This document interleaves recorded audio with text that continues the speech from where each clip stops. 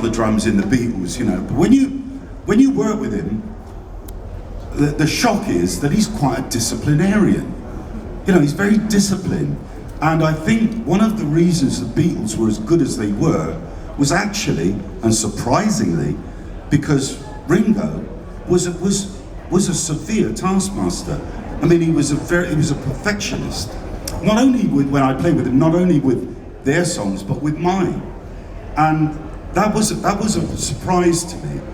And the other surprise was that he's a far better drummer than people ever give him credit for. The fact that he doesn't do, it's quite true.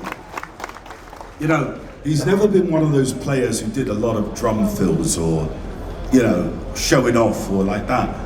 But whenever you listen, when you next listen to a Beatles record, instead of just listening to the song, focus on the drum part and you'll hear how good, how flawless, how meticulous it is. There's not a single beat or a single sound that hasn't got meaning. His feel is just precious, you know. When you play Beatles songs with him, you can feel that crack, and it's just a bit lazy. It's just a little bit behind the beat, you know. Funnily enough, there's a recording instrument called the Russian Dragon. And what it is, it's an electronic gadget that they put on your drums to see if you're rushing or dragging, right? The Russian Dragon, right? And you know, Ringo, he's always got this thing of just being slightly on the back end of the beat, which gives it a very heavy, solid feel. And yeah, no, he's a great drummer and a great man. A great man. I learned a lot from him. Don't know how I got into that. Sorry about that. But, yeah. Any more questions? There's one at the back. Hello. Hi, Greg.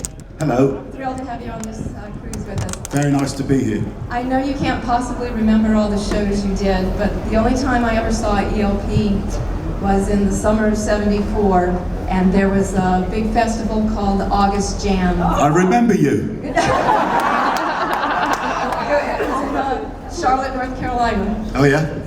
I was recently telling a friend about it and describing how at one point Keith's, the whole keyboard and him rise up into the air, yes, and spin around in a 360, and they think I'm lying. So I was not hallucinating, right? No.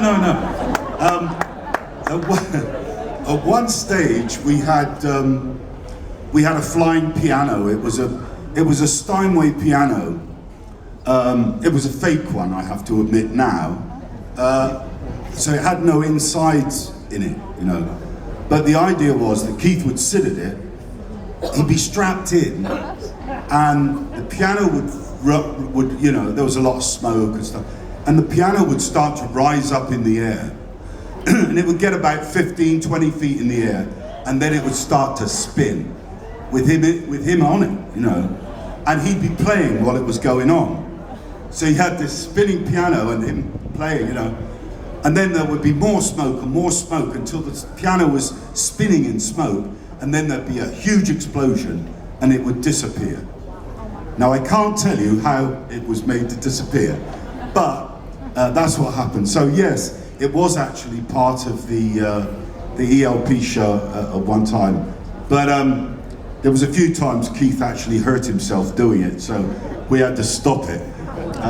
But for a while it was very impressive. Yeah, looked very good. Thank you for that. Thank you for that.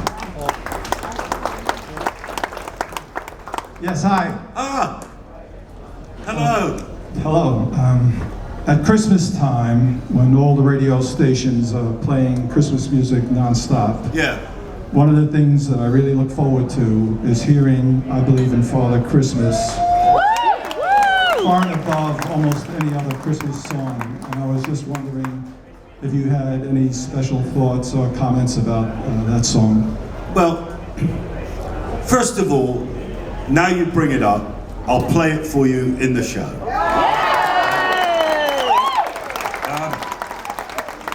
Because strangely enough, when I made the record, it was actually in the summer. You know, These things just have a peculiar way. But the idea behind it, the reason I wrote the song together with Pete Sinfield, and what it was that when I was very young, you know, as I told you, we didn't have a lot of money, but Christmas was always a time for a lot of goodwill, and you know, if the neighbours were falling out with each other, they'd patch it up. You'd always hear the thing, oh, come on, it's Christmas, you know. There would always be this goodwill. You'd go down the road, make sure the old lady was all right, bring her a box of chocolates, all that. And as I became older, I noticed that Christmas lost this peace on earth, goodwill to all men feeling, and it was replaced by shopping and pressure, and people getting stressed the hell out of, and thinking, how am I going to be able to afford to buy Christmas presents for all my kids? It became an obstacle course in a way, and so I lamented this, and so I'd written this little guitar lick. Straight, it's a shame, if I had a guitar I could play it for you. And for a long time I couldn't think of a song to put with it. And one day it occurred to me that the tune of Jingle Bells fitted over it. As strange as that is, it's the truth. And so I said to Pete, you know what? This could be a Christmas song. It could fit into that thing. And he said, well, what do you mean, Christmas? Because neither of us really like those party songs, you know. I mean, I quite like John Lennon's Christmas song. I think that's a nice Christmas song. But these sort of, you know, happy party, I don't like them. But anyway, I thought what we could do is write a Christmas song with a meaning, you know, with a message, with a meaning. And so I said, so Pete said, well, what would be the basis of the song? And I said, well, why don't we write it from a kid's perspective? I believe in Father Christmas. And I still believe, essentially, in Father Christmas. And I do. As old as I am, I still believe in that, because that's the gift that you give a child to escape into that magic world of fantasy, of dreaming, just for that little period. But more importantly, what it teaches young people is the gift of generosity, the gift of feeling warm and forgiveness, you know. Even for that short period, it is a reminder that just never forget, it is possible to bury the hatchet, you know. So that's what Christmas was like. It was never meant, by the way, to be a single. It was meant to be a sort of serious album track, and it happened to get picked up in England as a single, and it went up the charts, and so there it was, and that was it. But it is going back to your question, where are you, about the favorite songs? That's one of my favorites, because I think it does the soul good to reflect on the real meaning of Christmas, not the buying, not the shopping, but the gift of giving and the gift of forgiveness. So that's really what it's about. Right.